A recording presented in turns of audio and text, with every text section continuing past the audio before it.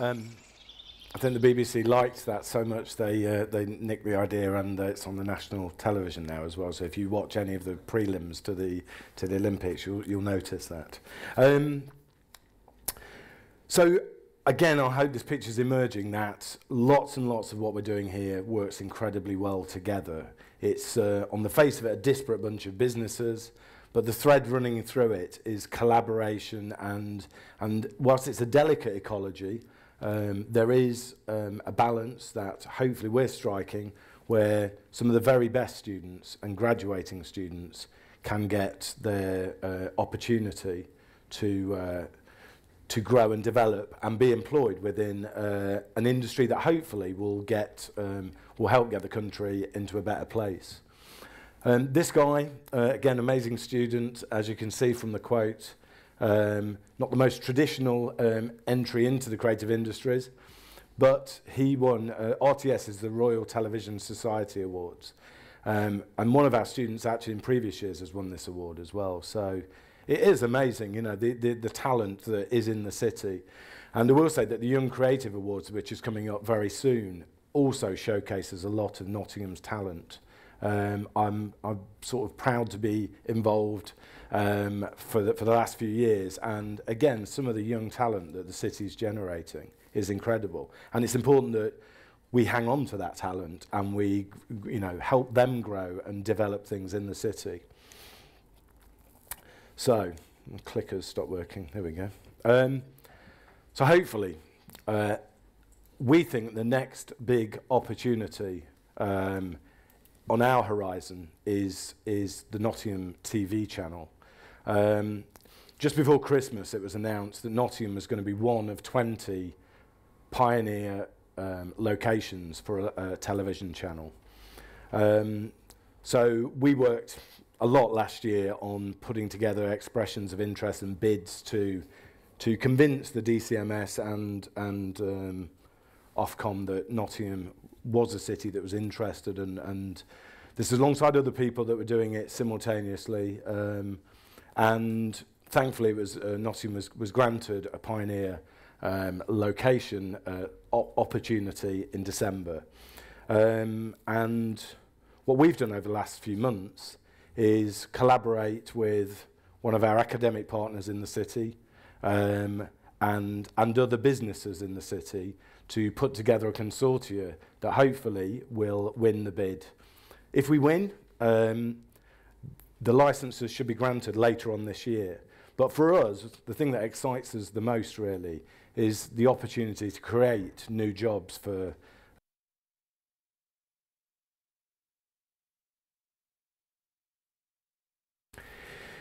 for us, it's a great case study for trying out new creative apprenticeships, and I'll say something more about those in a second. But I mean, I think local TV over the time potentially gets a really bad name. It's like local means low quality, and it doesn't have to be like that. I think hopefully you've seen this morning some of our students' work. Lots of those videos produced are by our students, and they're world class again. So we are going to be striving to make innovative programs. We're going to make it different to what we're seeing on the television. If we were to win with our partners, we would definitely offer an amazingly different service to what's there at the moment. So, final announcement really, hopefully. In support of trying to generate more opportunities for up-and-coming students and graduates, myself and Mal Cowgill, who's the principal of South Nottingham College, have come up with this idea called Magnify, which is a development on Amplify, because it ends in IFY, but this is about us actually putting our money where our mouth is, and if an industry doesn't exist, helping that industry or business to develop. So what we've come up with is a pledge over the next few years to create a lot of new creative businesses. And what that actually means is we've pledged that we're going to a joint venture between ourselves, South Nottingham College, and the Confetti Media Group to invest over £1 million in new businesses that are connected with, or we have participation from the college graduates from Confetti and from the South Nottingham College. This will be money to help them grow and support them and develop them and buy kit. Some of them at certain levels can be quite small amounts of funding, just to get over those barriers that every new business faces. And in support of this and the local television channel, we'll be creating 30 new apprentices here at Confetti in the creative and digital media world by August of this year. And we hope that over the next few years, as local employers get their heads around this more and understand what it is, that they'll see the opportunity and they'll seize that opportunity, and we hope that that will mean hundreds of apprenticeships over the next few years in the creative world. We intend already to start a new games company here, and there's a lot of heritage in games obviously in the city and the surrounding regions, and we've got a couple of people already that we're very keen to invest in, and these can be the employers of the future as well. So we're almost there. I know there's a lot of people from the City Council here, and I'm not saying it just because you're here, but we've had an incredibly good relationship with lots of the departments at the City. The Economic Development Department especially has supported and listened and helped us develop our ideas over the last few years, and they continue to do so, which is great. There's lots of council bashing I know goes on, but there is, in my experience, a great will to support enterprises like ourselves who are reaching out and touching the new businesses and developing those new businesses. And again, the time could never be more right for public and private organisations to work far better together. So I think in summary, I'd encourage people to be ambitious. We've been ambitious, and I think we're still ambitious. And in the next few years, we can see not just 140 people working here, but maybe 240 people. And I think as a city, if we do become more confident, and we do, by being ambitious, inspire the people around us, we can be a world-class city, and we can achieve on the world stage. So thank you for listening this morning, and good luck. Cheers. Cheers. Well, thank you, Craig, for sharing your journey for the last 2 decades and the exciting plans for the future. I should have mentioned at the beginning that we're not taking questions during the sessions, but if you want to text questions, comments, issues that you think have been raised, then the text number 0750 782 5483 will be up on the screen at different points. Please text us your comments. We'll collect those together and they'll inform our debate later on. I'm going to hand over now to my colleague Graham Chapman, Deputy Leader of the Council, and John Yarham, the Director of Economic Innovation and Employment, who are going to talk to us about the growth strategy.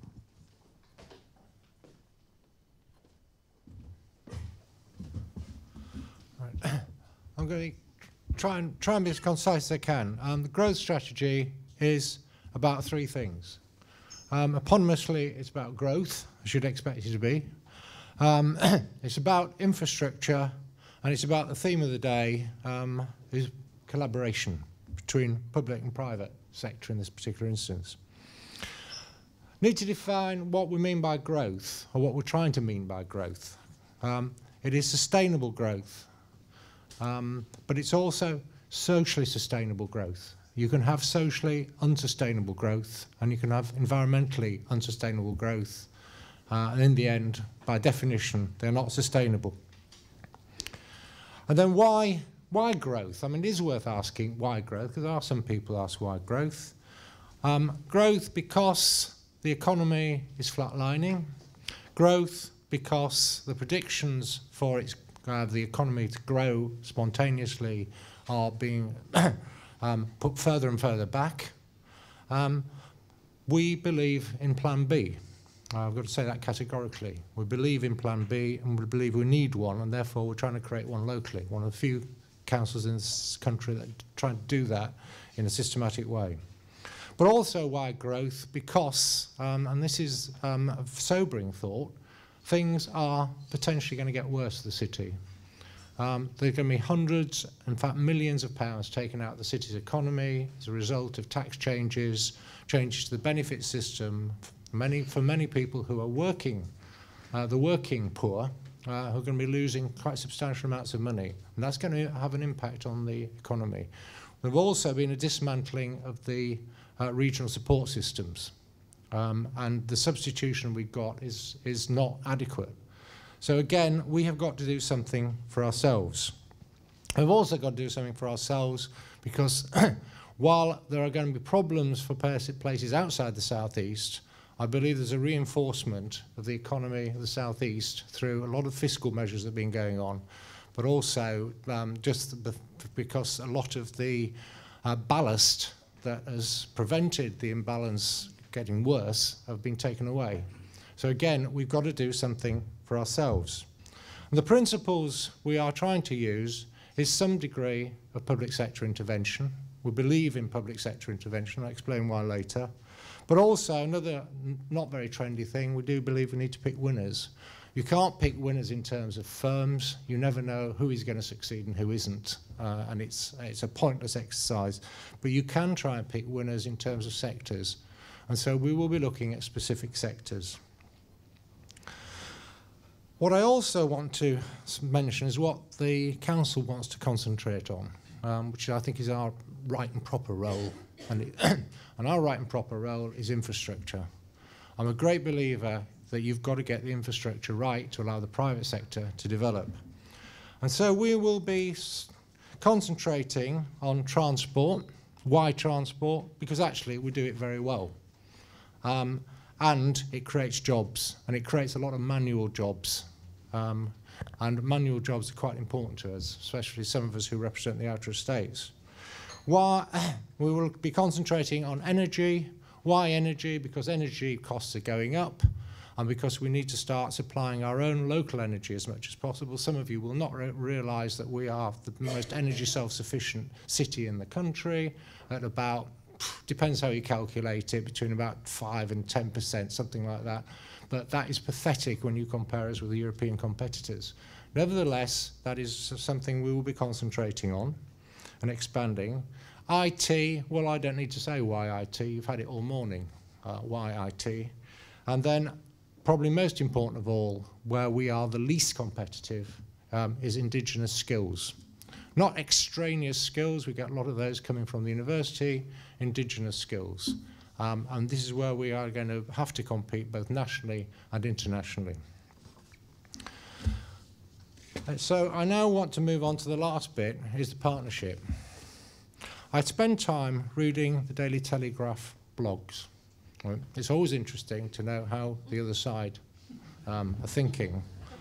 And it is interesting that a huge amount of energy is spent on denigrating and deriding the public sector and public sector workers. And my view is that a decent economy cannot work without a decent infrastructure and decent public sector support. The public sector provides, until recently, roads. It provides, it cleans the streets, it manages the sewers, it educates children, it cares for the elderly, it provides things even like Splendour. I don't think Splendour would have happened without the public sector. The ice stadium wouldn't have happened without the public sector. It has a proper role. It does not have a role of crowding out the private sector, has a role of supporting the private sector.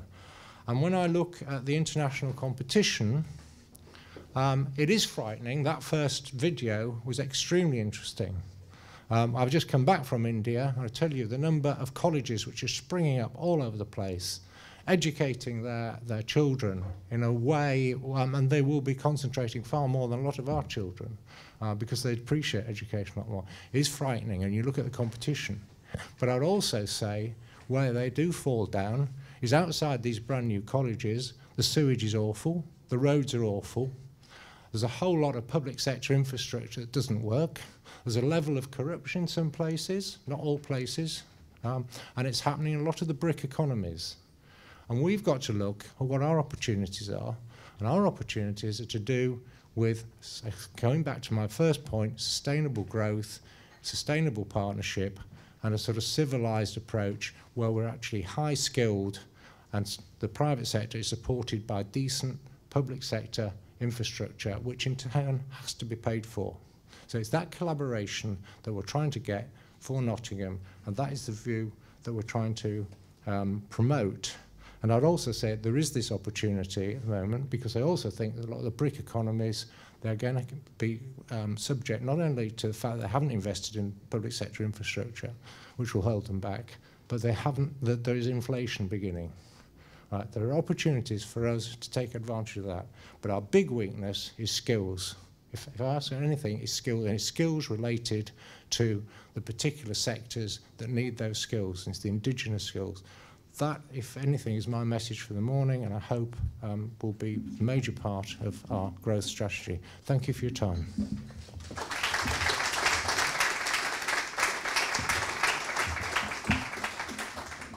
Okay, morning everyone. I'm John Yarham from the City Council.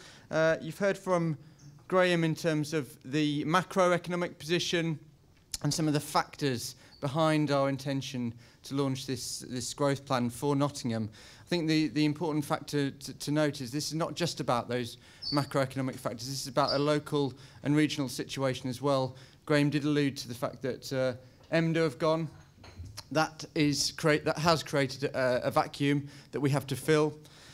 We also have an opportunity in relation to the city deal process, so the conversation with government about the freedoms and powers that we can have at a local level. And all of those different factors combine to make this a very important point to really start to open up the dialogue within Nottingham about the areas that we need to focus on. And that's why at the start of February, we launched a consultation exercise regarding the growth plan for Nottingham, with the idea being to, at the end of that consultation, have a united vision of the key areas that we need to focus on to really grow the economy of Nottingham and to create jobs for local people. It's got 7 priorities and 40 proposals. And those, we've heard already from the consultation responses, were potentially far too many. We know we've got to narrow those down, but we've put them out deliberately to provoke that consultation and engagement. When I say we, clearly I'm coming from Nottingham City Council, but this document has got to be owned by Nottingham, by the business community, by all of the stakeholders, whether they're public or private sector. And that's why this consultation process is a key element of the overall mission. It's not just about the outcome, it's actually about the dialogue and informing that. And that's why this morning is so important, and I'll come on to how that fits in to the growth plan later on. We start out with education, skills and training. Graham's just outlined why that's so important. I think there are 2 key factors that we have within education, skills and training. The first is the idea of quality, and the second is the idea of connectivity between skills provision and the needs of the economy. And it's those factors that we're really keen to promote. So the idea of German-style apprenticeships, longer term, is something that we're very keen to work with partners on. Transport, we've already heard in terms of the very good transport connectivity within Nottingham, the tram, the station redevelopment, the ring road, the A453 now as well. The next stage that we've got to reach is the connectivity into the rest of the country and beyond, and looking at the airport as well as our road and rail network.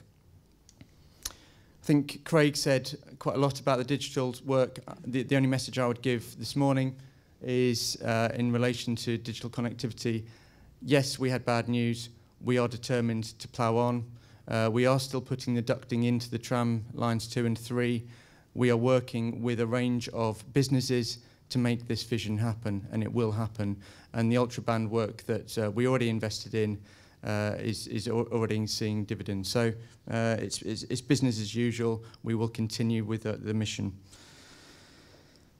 Business startups is something that is really critical. I mean, we heard from Craig in terms of the Magnify process, the proposal to link confetti with South Nottingham. We can do so much more in terms of this area, and we know that property and finance are particular issues that we've got to tackle. We have come to invest in a proposal to create an investment fund for early stage businesses in Nottingham and Nottinghamshire through use of the pension fund. We're also launching a programme called the Growth 100 programme, which is quite a significant investment of support for local businesses. This is an area that we can do so much more to make ourselves a world-class city. The city centre, we know the retail, the leisure, the tourist destination of the city centre is an area that we, again, have got significant plans for. We've got both a retail and spatial plans in an embryonic state at the moment, and we very much want to further develop those, particularly linking up with capital shopping centres in terms of their plans as well. And that's crucial. We've also got a range of other significant developments that also come under this area, such as the recently expanded enterprise zone, which, again, huge potential for growth and projecting Nottingham at a different level. Reputation is the area that has prompted most feedback, I have to say, in the consultation meeting so far. And again, it's very much the focus for this morning's session. The key point that's come out from all of the works in terms of reputation has been the need for a consistent and coherent message about Nottingham's strengths. And that's something that we haven't, if I'm being honest, we haven't reached yet. I don't believe. We've had very differing views about how we do that. But we've got to achieve that, and that's got to be critical. We've got to change the narrative in terms of the kind of negative public perception at a national level. We can do that. We've got such a strong story to tell. It's about cohering our efforts behind that. And then finally, again, Graham mentioned the sectors that we've really identified as being those areas that show the greatest potential for significant growth. And we also have a local expertise in as well. And those three sectors, the health and life sciences, digital content sector, and the low carbon green tech sector, all of them are by their nature creative. And it's that creative vision that I think this morning we've already heard something about, and it's about really capturing that and moving it forward. So I hope that gives you a flavour of what we're trying to achieve through the growth plan. We still welcome feedback. This morning's session will be very useful to engage with you as well, to gain that feedback. We look forward to continuing to work with you to develop that plan. Thank you.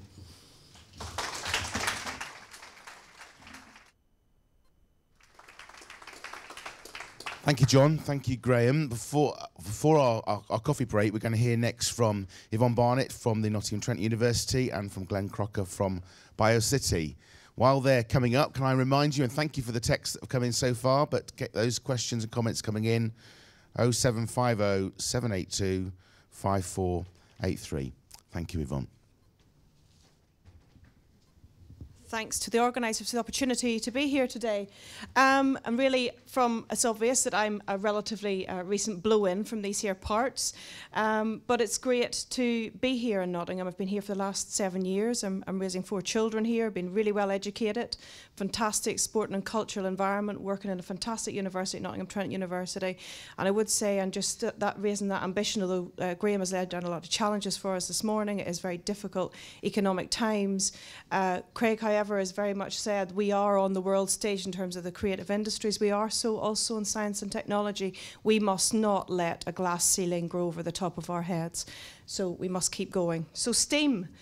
Graham Allen mentioned STEAM this morning. It was an innovation in its time. This is STEAM by the new rules. Science, technology, engineering, the arts and mathematics coming together, working in synergy and developing prospects further for Nottingham and really a world-class Nottingham. By way of context to Glenn's presentation, really, where BioCity provides an excellent demonstrator where we can show real world-class reputation and economic prosperity and opportunities for the future. I really wanted just to context and give you a sense of what we've achieved so far, that we do really understand as far as science and technology is concerned, and the links we have increasingly with the creative industries, that we are already world-class in a number of our areas. We're not striving for it. What we want to do is build further critical mass around those areas of expertise that we do have really uniquely in this city. With the creative industries, it's rare that the partnerships that we've developed over the last several years only for the creative industries in science and technology really do mean that we can continue to bound ahead in our endeavours. We have a strong leadership in this area now, and I want to let you know who these are now this morning and how we're working together to achieve and to really why we've come up with the focus areas we've come up with and a few examples of what we've achieved thus far in this partnership and innovative collaborative approach. So a number of you will be very aware that we were designated by a former Chancellor of the Exchequer, Gordon Brown, 2005, as one of only 6 national science cities. And the whole focus of Science City was we didn't get a load of public funding. In fact, we didn't get anything to begin with. But what we decided in Nottingham, the chemistry of people who believed and understood in the science and technology base. Universities were both in there. The strengths of the universities already recognised as being internationally and world leading, working together with the council, with various other government agencies, including EMDA at the time, the school sector, the FE sector and the business sector, working together to see what can we do, increasingly working together, how can we lay down a very solid roadmap for future economic prosperity in this area. There's been a lot of changes. There's been significant economic downturn and all the challenges with it. Graham's already mentioned about the dissipation of EMDA, the new coalition policy and so on. Despite that, we managed to attract, by working together under the umbrella of Science City, multi-million investment to the initiatives that we developed there. So we can, even in these very trying times, really, really succeed, and we can create the reason to invest here in these areas. We do the 2 university, millions of pounds each year we attract from a variety of national and international agencies. And I would continue to encourage us while we're talking about Nottingham here today. It's a single place. We've got to collaborate. We've got to be the best nationally, working with the centres of excellence nationally, and we've got to be world beaters. So let's look, as much as we look into ourselves, look out and connect as well elsewhere in the world.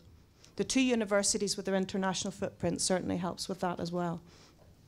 We felt it very importantly as a key leadership group to work along with and not to resist the new governance structures as they appear. And we welcome the opportunity that we have to work in a flexible way with the council and the county council and also Derbyshire now as well and Derby Council in relation to working with the emerging local economic partnership, because we mean serious business and we mean the serious translation of science and technology into business. We mean to have the skills right to create the right skills that follow through to the businesses we're creating, and we mean for the research and development that we undertake within the universities to be translated into creating new businesses and providing unique intellectual properties for those businesses locally and internationally to exploit.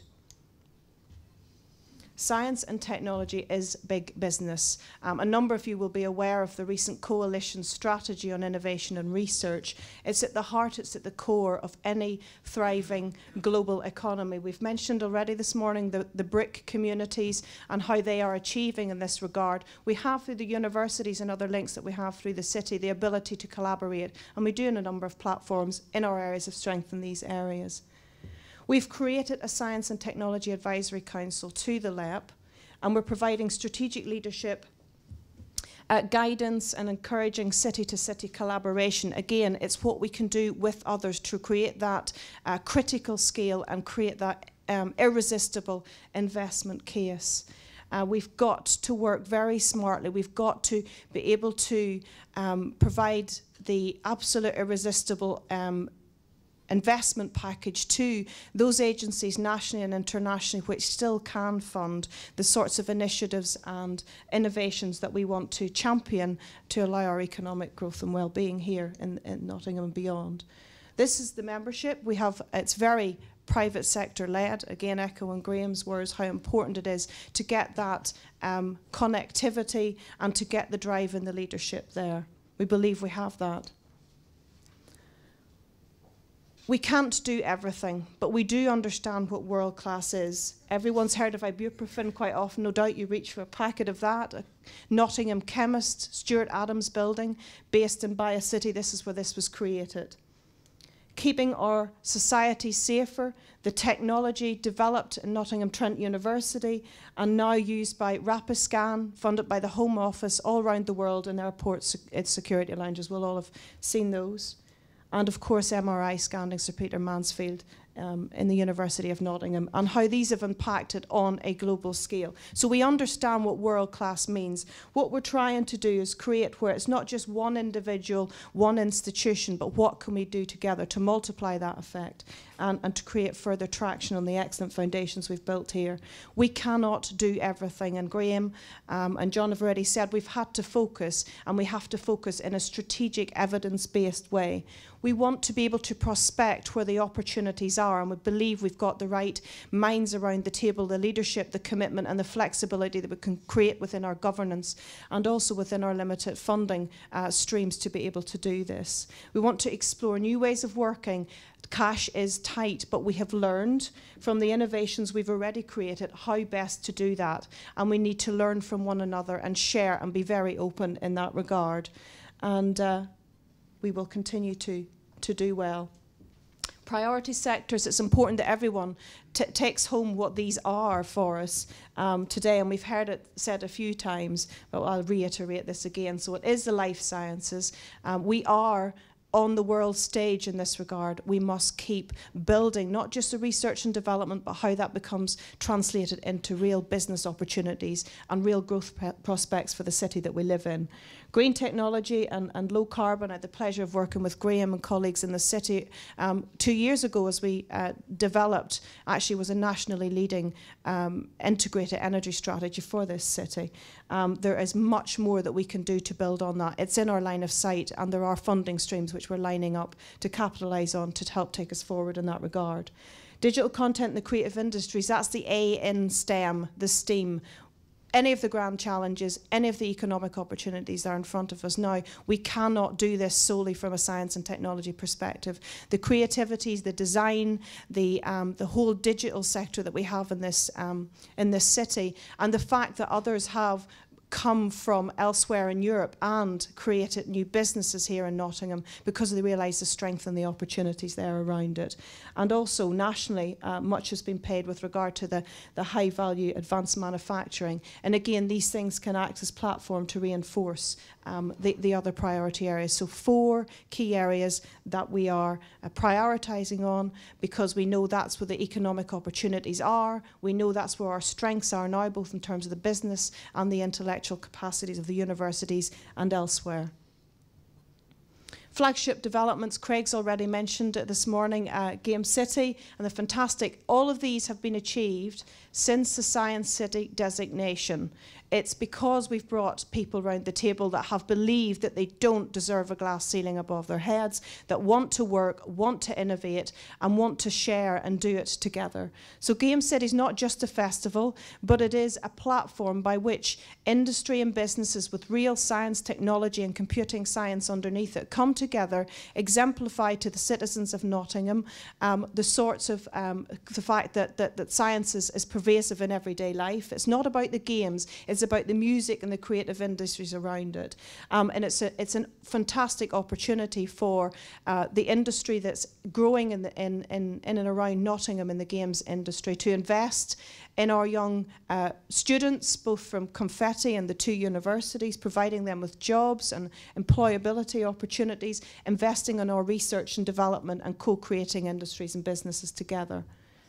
It's really important that the skills are right, and Graham has already mentioned this morning, and we're very excited to be working with one of the industry sector leaders in terms of E.ON to help to identify the skills, including from the supply chain end, that are needed to help support a low carbon and a sustainable industry, and use ourselves with this leading integrated energy strategy as a national and international exemplar. We've got to catch up with some, but nationally we can actually shine out as being a leader and preeminent in this field, and we're working together in those basic skills level as the business opportunities develop and the businesses grow in this regard.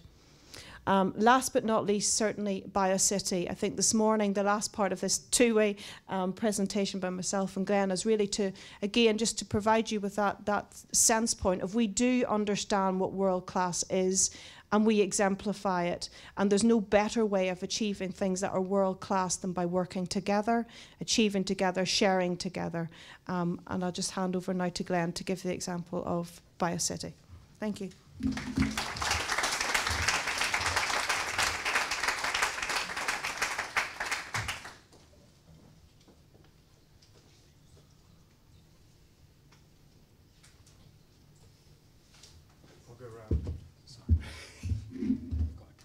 Okay, great stuff. Thank you.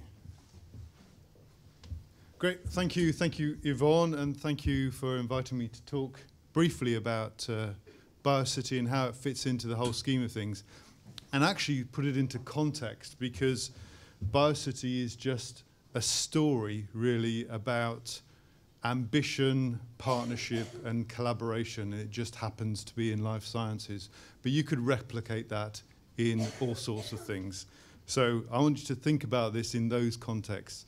We may be talking about companies that are developing treatments for cancer and Alzheimer's and those sort of things, you know, really interesting stuff, but actually it has implications across any sector and any activity that goes on in this city. So, very, very brief overview for those that don't know BioCity. We are the largest bioscience incubator in the UK by a long way, 3 times the size of anything else in the UK. Set up in 2003 on the back of a disaster, the closure of the BASF research site in the centre of town, just down the road from here. 450 jobs were lost.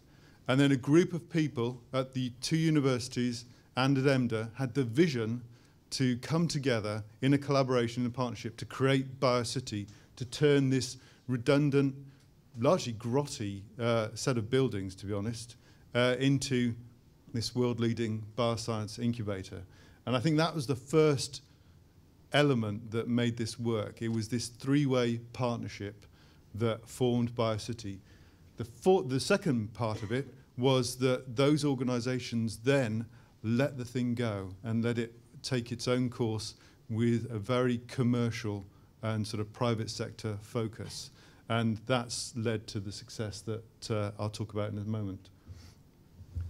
I'll also very briefly talk about our new site in Scotland, which is part of our international expansion, or it may be part of our international expansion if Alex Salmon gets his way. And, but fundamentally, the bit in bold at the bottom is what everything that we do is all about, and it's about building successful businesses.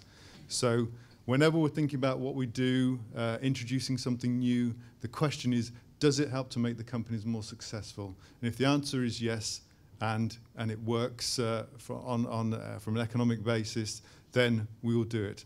And if the answer is no, then we have to think of a really good reason why else we should be doing it. So everything drives towards successful businesses.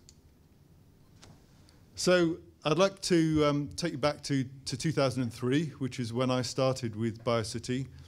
We had 120,000 square feet of empty laboratories. And I remember on my first day walking around the buildings, and it was like the Mary Celeste. Really, there were books open on the table, pens in laboratories. It looked as if everybody had just walked out and were coming back after lunch. And I'd left this really stable, secure job with an accounting firm, to my shame, and put my head in my hand and thought, what the hell have I done coming through this place? And so it was completely run down. The buildings all needed refurbishment, so there were some grants that came in to refurbish those. There was a great research base, so the starting point was there, and I'll talk a bit more about the research base shortly. But there was a small population of startup companies. Nottingham wasn't on the map really at all. I mean, I used to run the biotech practice for Ernst & Young and looked on a national basis, and we didn't even consider Nottingham as a hunting ground for customers and clients. So it was all there, but it was a bit dispersed and a bit uncoordinated, and very little national recognition. And this article came in the Financial Times when BioCity was announced, and the bit down the bottom was the key thing. So it's going to be a white elephant. I don't subscribe to the view that you can create these facilities and then fill them. So that was pretty damning. And that came out not long before I accepted the job at Nottingham, unfortunately. But to be honest, it's red rag to the bull, because the way that I think on these things is, well, we'll bloody well show you. And I think that's the way we have to take a lot of these things. Is it doesn't make for a very comfortable life having that attitude, actually, but because you're always trying to show people. But it's a good way of getting results. So 2012, pretty much fully occupied with 72 companies based at BioCity, all sorts of stages of development. We've got over 600 people, so that's more people than were ever employed on that site working at BioCity. Some fantastic success stories, so signature discovery there. Started out in our first building with just 3 employees, a group that came out from another company. It now has, actually, it's getting on closer to 70 employees now, growing at a rate of international reputation. Within the industry, everybody knows about Signature. They have a fantastic reputation. Similarly, R5 Pharmaceuticals, it was a company that we created from scratch at the end of 2006, early 2007. Started off with a management team of 3, and now that employs 70 and is growing from strength to strength.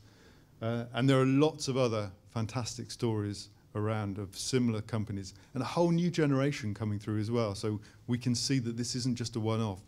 This is going to keep going indefinitely. And of course, the beauty is, because when you've got 70-odd companies on this site, there is nobody at head office somewhere on the other side of the world who's going to look at a map and put a cross through Nottingham and wipe out those jobs ever again. Those will always be there because they'll be changing constantly.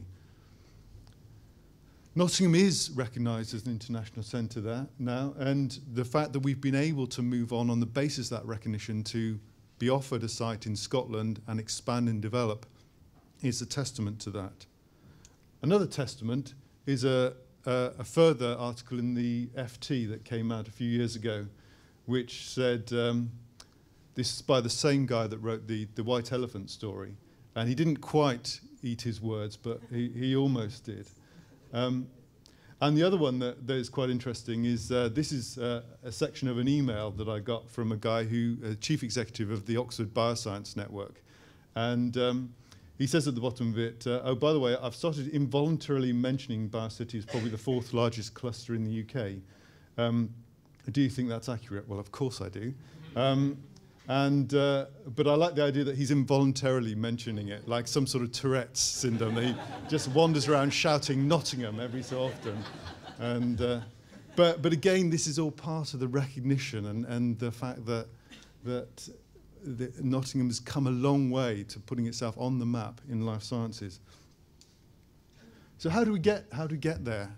Collaboration is the key.